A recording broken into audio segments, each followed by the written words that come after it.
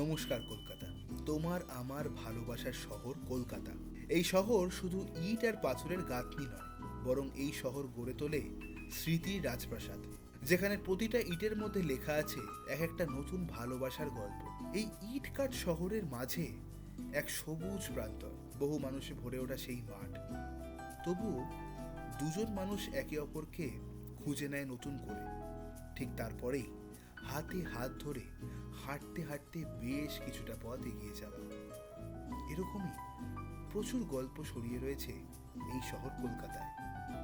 দিন শেষে সূর্যাস্তের সোনালি আলোর দিকে তাকিয়ে হাতে হাত রেখে প্রতিশ্রুতি দেওয়া, আমরা এইভাবেই সারা জীবন একসাথে থাকব।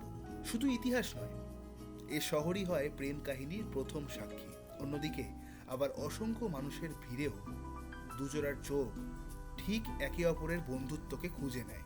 একসাথে জমে ওঠা আড্ডা, একসাথে সিনেমা দেখা, আলো আঁধারির মধ্যে গড়ে ওঠে নতুন একটা গল্প।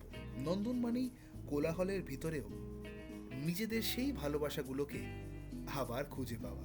এই শহর কলকাতার প্রতিটা জায়গা, প্রতিটা অলিগলি প্রেমকে নতুনভাবে বাঁচিয়ে তোলে।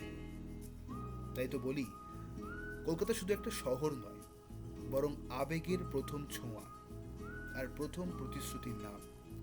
আর এইভাবেই চিরকাল এই শহর থেকে যাবে হাজারো ভালোবাসার সাক্ষী হয়ে। আর ঠিক একইভাবে এই ভালোবাসা থেকে শুরু করে বিচ্ছেদ বা প্রাক্তনকে আবার ফিরে পাওয়ার সব মিলিয়ে ভালোবাসার ভিন্ন ভিন্ন পথে পূর্ণতা পাওয়ার গল্প নিয়ে আসছে আপনাদের, আমাদের সবার চ্যানেল গল্প সম্ভার।